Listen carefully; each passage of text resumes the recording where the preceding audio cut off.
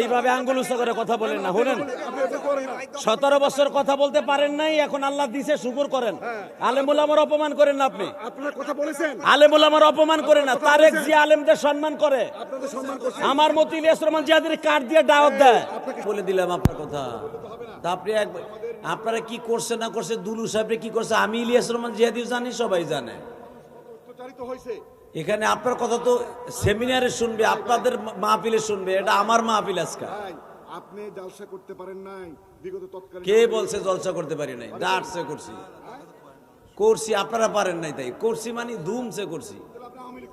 কেডা? আমার জন্মগত ভাবে আওয়ামী লীগ না। কিভাবে জলসা করলেন? তৎকালীন আপনি তো আওয়ামী লীগ করেন, ওনার এটা পলিটিক্যাল রাইট কথা বলা। আপনি তো আওয়ামী লীগ করেন, তাহলে কথা আপনি কিভাবে বলেন? এই জলসা করতে যে পাশে জলসা করতে দিছেন? না না, দুই একটা হয়তো বাদ থাকতে পারে। নাটোরের মাটিতে কোনো জালসা সুস্থ ভাই শোনেন, শোনেন, ক্ষমতা আজকে আপনার, কালকে কিন্তু আরেকজনের। আমরা সাতার রাজনীতি করি না, আপনি কি বলেন? আমি কোনো রাজনীতি করি না, রাজনীতি কি করলাম আপনি? তা আমি তো কিছু করি নাই। আমি কিছু বলছি? আপনি কিভাবে কথা বলেন? আপনি কি বললাম আপনারে? আপনি বলছেন আওয়ামী লীগ করেন। আওয়ামী লীগ কি? আওয়ামী লীগ মানুষ না? এই আপনি আমাকে বলতে পারেন জলসা শেষ করে দিয়ে গেলাম, এই কথা বলতে পারেন আপনি আমাকে? আপনি কি আমাকে বলতে পারেন জলসা শেষ করে দিয়ে গেলাম?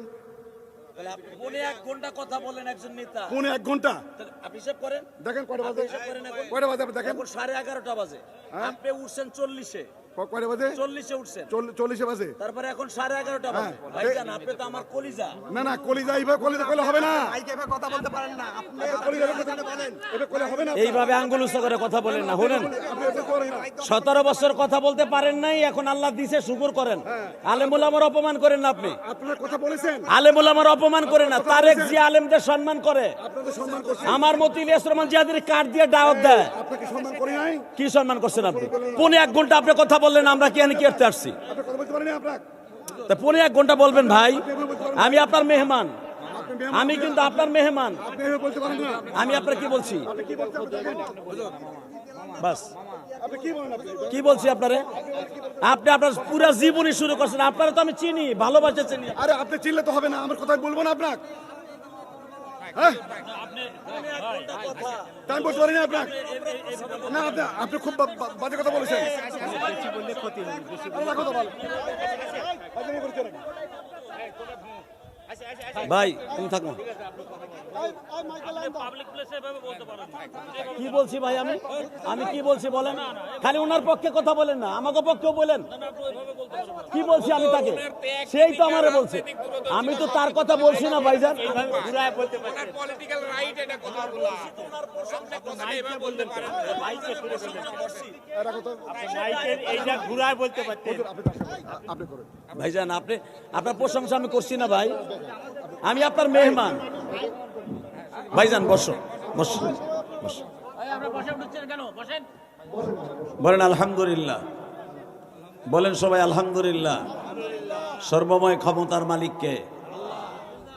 আমাদের প্রধান অতিথির পক্ষ থেকে আসছিলেন, জেলা পরিষদের পক্ষ থেকে। আলহামদুলিল্লাহ, ওনার কথার ভিতরে অনেক দিক নির্দেশনা চলে আসছে। তার ভেতরে একটা হলো, উনি ফ্যাসিস্ট সরকারের 17 বছরের জুলুম নির্যাতনের কথা বলেছেন। আল্লাহ, উনি যে জুলুম নির্যাতনের শিকার হয়ে ঘর হারিয়েছেন, সন্তানের ইলমে দ্বীন থেকে মাহরুম হয়েছেন, ওনার মনে অনেক ব্যথা। উনি 1 ঘন্টা কথা বলেছেন, আমি দেখেছি। ওনার মনের কষ্টগুলো প্রকাশ করেছেন। হয়তো আমার কষ্ট হয়েছে, কারণ উনি কোথায় যাবে জানি না, আমি ঢাকা যাব, কালকে আমার ঢাকা প্রোগ্রাম। অতএব হয়তো আমি অন্য সেন্সে তাকে বলেছি, আমি কিন্তু তাকে অনেক ভালোবাসি। সে এখানে স্টেজ ওঠার আগে কিন্তু আমি অনেক প্রশংসা করছি না ভাই? অনেক প্রশংসা করছি, এবং তার পায়ের জন্য আমি আল্লাহর কাছে দোয়া করছি। সে আমাকে উঠে বলেছে, ভাই আমার সব কিছু শেষ করে দিয়েছে। সব কিছু যেখান থেকে শেষ করে আল্লাহ ওখান থেকে শুরু করে। আজকে যে চেয়ারে আপনি বসে, আজকে আলহামদুলিল্লাহ যেই মসনদে আল্লাহ আপনাকে কথা বলাইছে, আমি দোয়া করি মৃত্যুর আগ পর্যন্ত ওই মসনদে আপনাকে বসায় রাখো। জোরে কোন ইনশাআল্লাহ। যারা দাঁড়ায় আছেন দাদা ভাই শোনেন, আমি আপনাদের মেহমান, আমি আপনাদের হিট করে কথা বলে যে আমার লাভটা কি বলেন? অতএব আমি আপনাকে অনেক ভালোবাসি, আপনি হয়তো বুঝেন নাই। এবং আমি আপনার সম্পর্কে এখানে আসার পর অনেক ডাটা নিছি। আলহামদুলিল্লাহ, আপনি একজন খুব বড় মনের মানুষ, তা না হলে আপনার ছেলেটা মাদ্রাসায় পড়াইতেন না। আমার সবচাইতে বড় সফলতা হলো আপনার জীবনের যদি আপনার ছেলে আলেম হয় নাই, কিন্তু কিয়ামতের মাঠে আপনি আলেমের বাবা, আমি খোদার কসম করে বলে গেলাম, আপনার ছেলেটা আলেমের বাবা, জোরে কোন মারহাবা। আপনাকে দিয়েই আমি ওয়াজ শুরু করব। আল্লাহর এক বান্দা তার সন্তানকে কোরআনের হাফেজ বানাবার জন্য নিয়ত করেছিল, আপনার মতো। সে কোটি টাকার মালিক ছিল। আল্লাহর বান্দা 7 বছর বয়সে মাদ্রাসায় ভর্তিও করে দিয়েছিল। আল্লাহর কি কুদরত, ম্যালেরিয়া জ্বর হয়ে, টাইফয়েড জ্বর হয়ে ছেলেটা মারা যায়। আলহামদুলিল্লাহ বললেন না? সন্তান কে দেয়? সন্তানকে কেড়ে কে নেয়? এই জন্য আল্লাহর পরে রাগ করা যাবে না। উনি এমনই একজন, ওনার পরে রাগ করলে ইমান আর ঠিক থাকবে না। কথা ঠিক না বেঠিক? আমি জানি বাংলাদেশের যতগুলো জেলা আছে সবচাইতে শান্ত এবং ভদ্র এবং ভাষাগতভাবে সবচাইতে ভালো হলো আপনাদের নাটোরের মানুষ। কি ভাইজান? নাটোরের মানুষ সব দিক দিয়ে ভদ্র সভ্য, আলহামদুলিল্লাহ। তো ঠিক এমনি করে আমি সারা বাংলাদেশে কিন্তু আপনাদের অনেক প্রশংসা করি যে ভাষাগতভাবে যদি সুন্দরভাবে শিখতে চাও কুষ্টিয়ার নাটোর যাও। আলহামদুলিল্লাহ বলেন। আপনার ভাষাগুলো এত সুন্দর ছিল, আমি চাই আছে মাঝে মাঝে ভাসতেছিলাম, বুঝতেছিলাম যে অনেক সময় আমরা 1-2 ঘন্টা কথা বলতে যাই, অনেক কথা এদিক সেদিক হয়ে যায়, কিন্তু আমার ভাইয়ের কথাগুলা কি সুন্দরভাবে বলতেছে। শুধু আমার দিকে তাকান, ওনার কথাটাই আমি রেস ধরে বলছি। আল্লাহর বান্দা যখন নিয়ত করলেন সন্তানটাকে কোরআনের হাফেজ বানাবে, কিন্তু 7 বছর বয়সে আল্লাহর বান্দা চলে গেল।